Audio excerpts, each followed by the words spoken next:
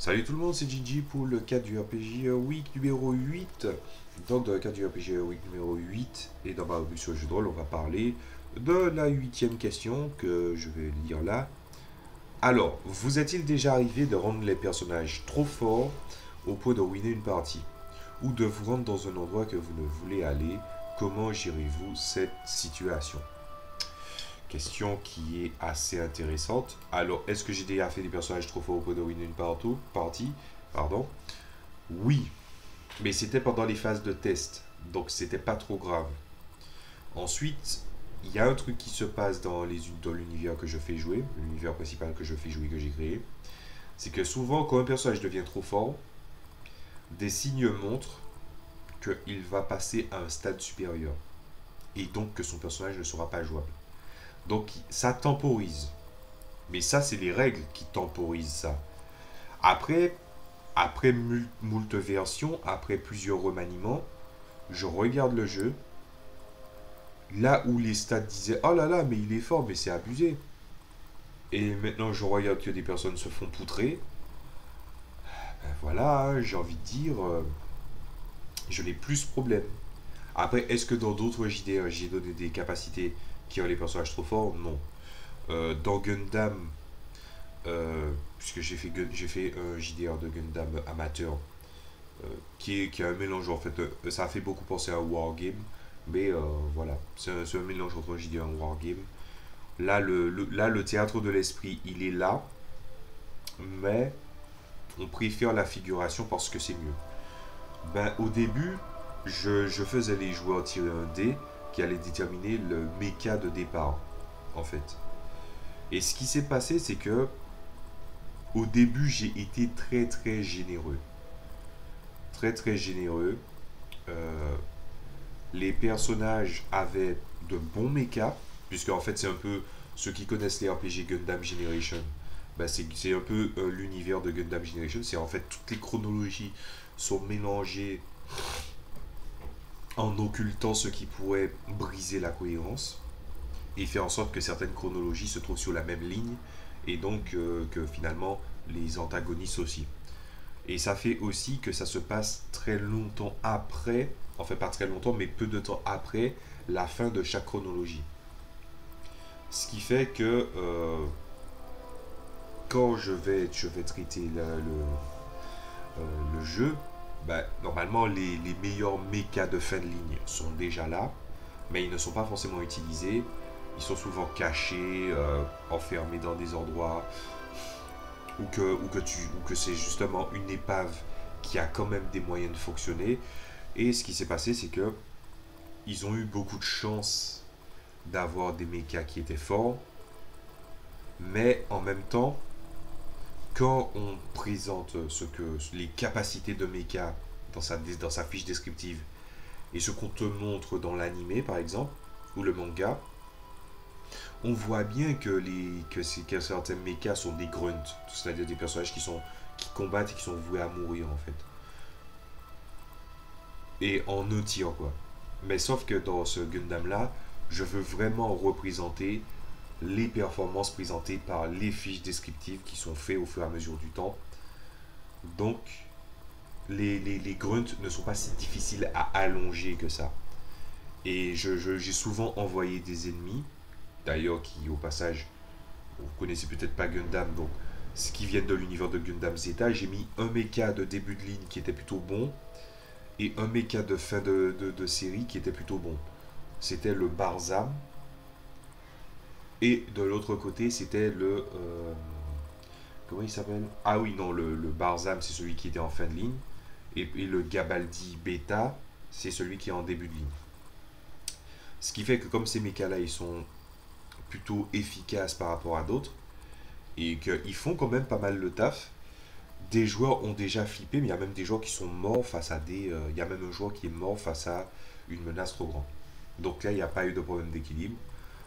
Pour le JDR amateur de Pokémon aussi, s'il y a eu ils ont eu des Pokémon qui étaient la plupart du temps rares, mais pas au point que c'est abusé. Et Elder Scrolls, dans la version amateur que j'ai fait, tu ne peux pas être fort au début. C'est pas possible.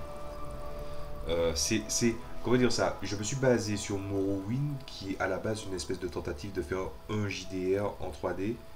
Et le jeu est tellement bien équilibré que les personnes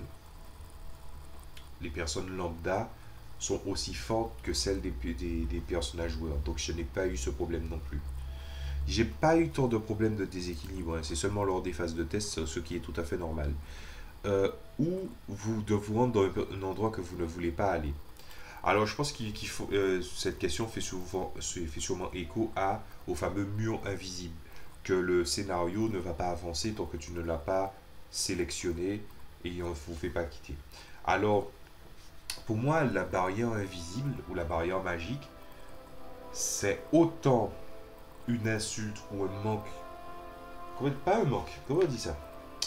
C'est c'est une insulte à soi-même en tant qu'MJ que d'appliquer ça.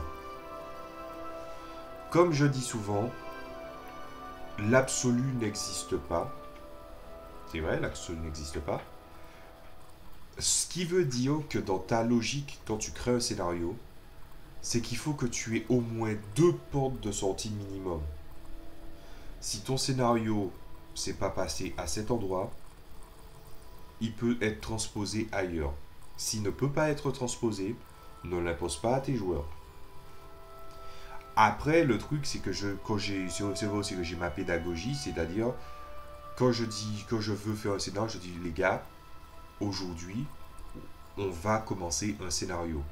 S'ils sont d'accord, ils sont d'accord. S'ils sont pas d'accord, je ferai le scénario autrefois. Enfin, autre part.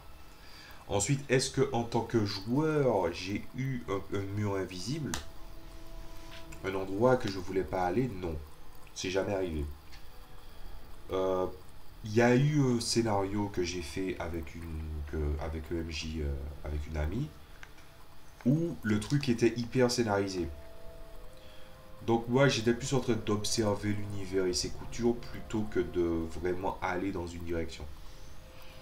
Pardon. Donc du coup, ça n'est pas arrivé. Comment je réagis à ça? Donc c'est vrai que j'ai parlé de comment je réagis en tant que maître de jeu et qu'est-ce qui arrive en tant que joueur, mais comment je réagirais si j'étais confronté à ça? Histoire que cette vidéo-là soit quand même un peu plus longue. Si je me rendais compte que mon personnage est trop fort pour dominer une partie, je demanderais aux joueurs, enfin au MJ, est-ce que je ne peux pas changer de perso? Et si c'est les autres joueurs qui sont puissants, ça sera difficile de les convaincre de changer de perso, mais je dirais que ça serait pas intéressant. Et si moi j'arrive avec mon perso du début à tenir la distance et que les autres joueurs ben, ils roulent sur quasiment tout, ça montrera vraiment que l'univers n'est pas équilibré et à ce moment-là je montrerai par A plus B euh,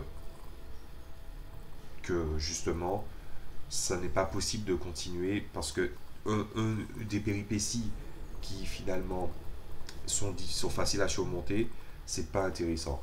Et si les joueurs ne seraient pas d'accord avec ça, bah, ce que je ferais, c'est que je dirais à OMJ, je ne participerai pas tant qu'on n'a pas changé de personnage.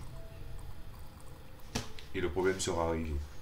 Parce que je veux bien jouer au jeu de rôle, mais si tout est un espèce de long fleuve tranquille, quoi ça sert? Je rappelle que le cœur du JDR, c'est l'adversité. Ensuite, qu'est-ce qui se passerait quand je suis bloqué par rapport à un endroit systématiquement à aller dans un endroit où je ne veux pas aller et que le MJ me l'impose? Ben, en fait, j'ai deux postures. Si je me mets en posture pour étudier son jeu de rôle ou sa façon de masteriser, ben, je ne dirai rien jusqu'au moment où ça finit. Mais si jamais vraiment c'est vraiment la personne utilise le ta gueule, c'est magique, je me leverai de la table et je me barrerai. Parce que il n'y a aucune raison que je ne puisse pas aller à un endroit si le système est censé me le permettre. Donc s'il faut faire genre par exemple une personne m'assomme dans le dos et puis il y a un fait de blague alors que normalement il y a un trait qui s'appelle le sixième sens et que je l'ai en plus, je ne vois pas pourquoi je tomberais dans ça. C'est pour ça que je mets souvent l'accent sur ça dans mes vidéos. en disant qu'il y a difficulté et difficulté. Si vous arrivez au point où vous arrivez à casser le vraisemblable, pas forcément la cohérence, mais seulement le vraisemblable, ben, il y a des gens que ça va bloquer, et moi ça m'a bloqué. Donc voilà, c'est à peu près tout ce que j'avais à dire sur la question. Donc vous connaissez les classiques, abonnement, like, patati patata. Euh, je pense que c'est une expérience assez personnelle de créer des personnages qui sont trop forts, mais ça arrive lors des phases de test, donc voilà. Je vous dis à la prochaine fois pour le prochain RPG A Week sur ma chaîne. Salut à tous.